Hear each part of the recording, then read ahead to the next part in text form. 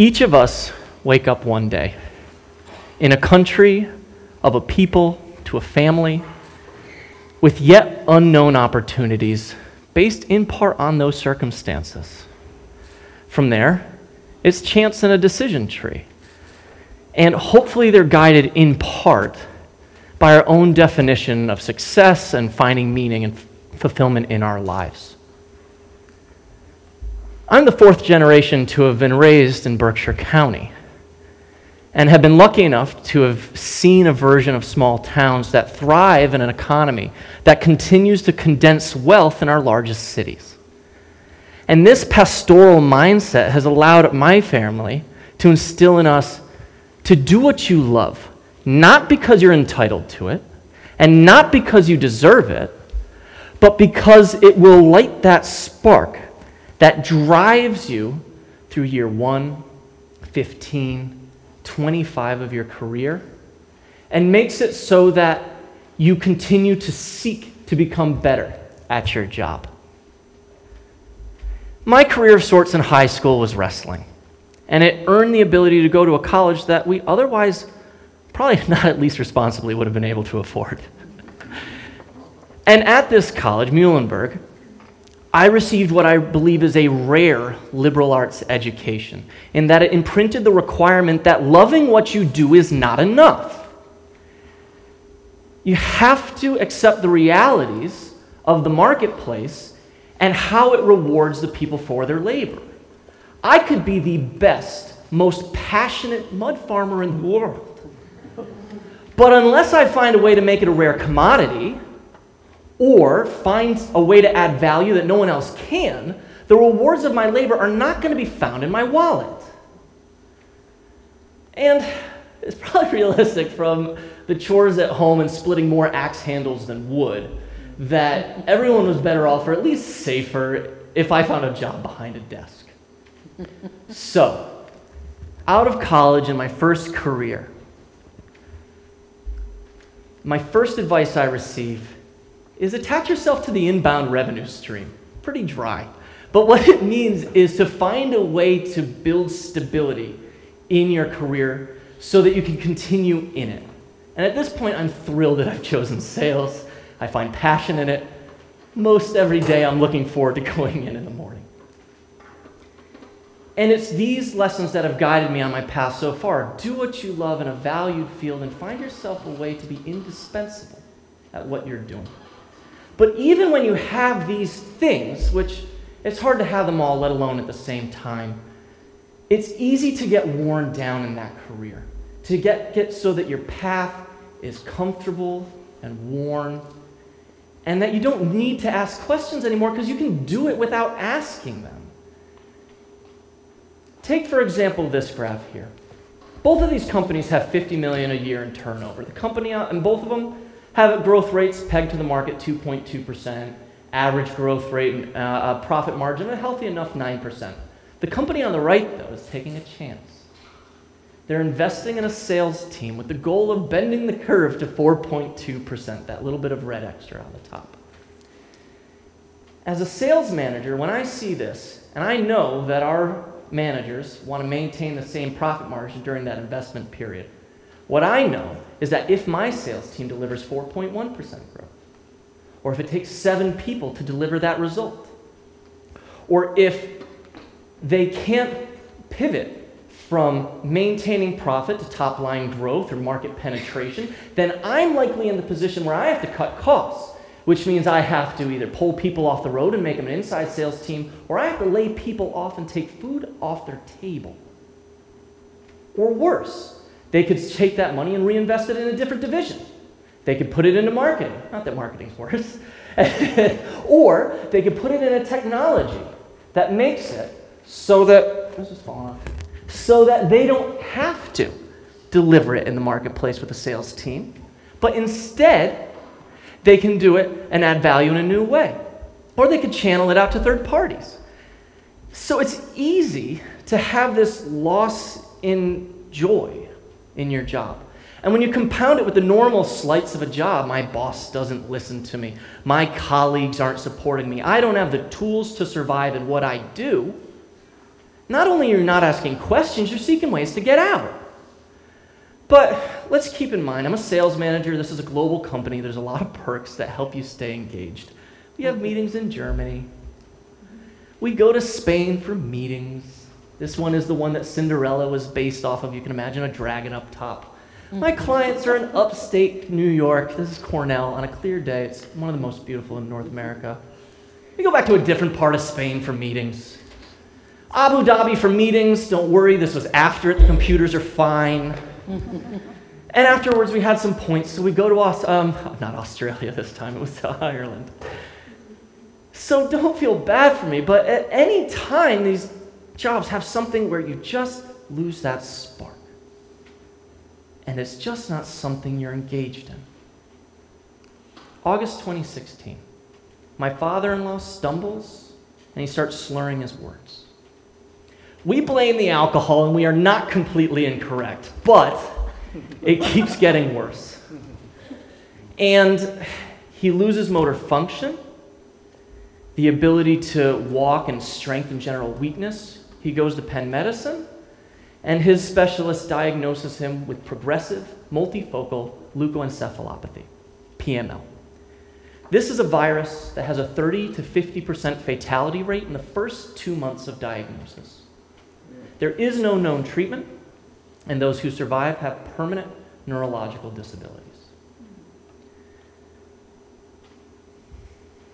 And at this point, we're happy because he's allowed in to a trial at the NIH.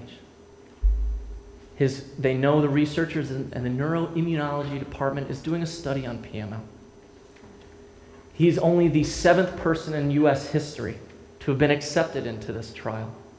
He makes 5 trips with his wife and my wife and a 1.5-year-old boy, my son, to help him with his treatment. And at this point, all those fancy locations, I have to watch from those locations 43 out of every 100 days. As he is progressively getting worse, to a layperson, imagine a slow motion stroke. But we get good news. September 22nd. It's a success. The viral load is undetectable. He is no longer having progression in his lesions in his brain. And they send him home. But unfortunately, this story ends like most of these do. They find cancer. Chemotherapy weakens him so that he can no longer do his physical therapy.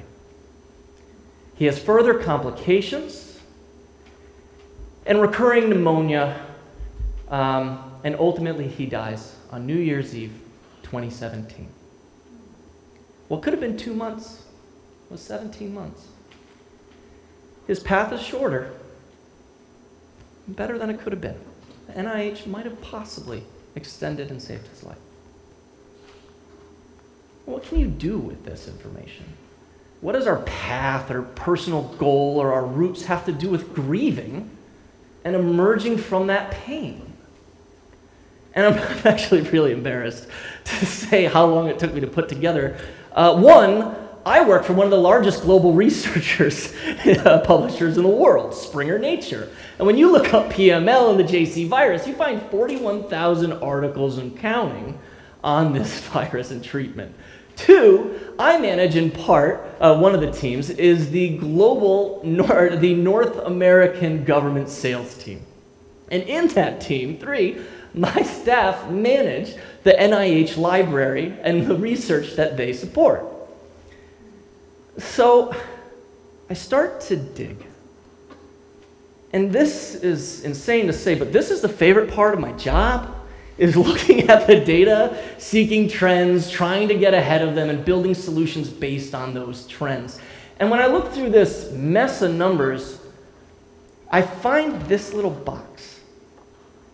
And what I see when I read that is that during the months of my father-in-law's treatment, researchers at the NIH read articles in that key journal, in that field, 593 times. 593 reasons to hope that maybe the work of the clinicians and researchers, the nurses, his family, the librarians who support the materials, my staff who inform them, and I who hopefully give them the tools, the editors who acquire the content that's been vetted by the peer reviewers and written by an author with an idea that was made possible maybe because of the grants that we helped pay for. Now let's take a minute. Correlation is very much not causality. Someone could have clicked this by accident in the coffee room, could have been for a different study. They could have forgotten. But maybe it was the doctor who sat next to my father-in-law's bed and said, I'm going to work on this. So maybe, while not proof positive, eagerly greeting correlation is one definition of hope. That all of this work, all of this alignment, all of this joint and individual effort had a positive outcome.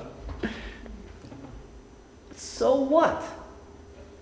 My advisor in college demanded that we ask the question, so what? It's not enough to know what happened or why it happened, but so what and why does it matter?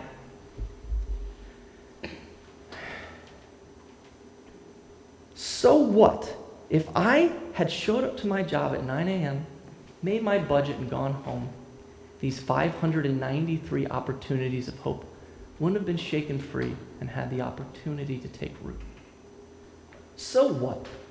If you don't want to go to school in the morning, or if you want to call out sick to work and you're seeking opportunities every day, and the best part of your day is going to bed, you've already missed the potential positive outcomes that you've already created. So what? If we don't look, and if we don't seek these answers, we've missed the impact that we've made and are making every day. So what? Extending a life from potentially 2 months to 17 months. My father-in-law got to meet his first granddaughter and our first daughter, Amy. He held her on her first Christmas. So what? As you explore your own path or start your own venture, I encourage you to at least consider 3 lessons that currently guide my life. 1, do what you love. You are not entitled to it. But if you find it and you bring it up in you, it'll guide you towards your own definition of success. And 2, be cognizant of the realities of this marketplace and how this world currently works. And find your form of stability. Find a way to make yourself indispensable. Because it might be that stability that affords you the time for introspection to ask those questions. Because hope and meaning are most readily found when we are enabled and energized to seek them. Thank you.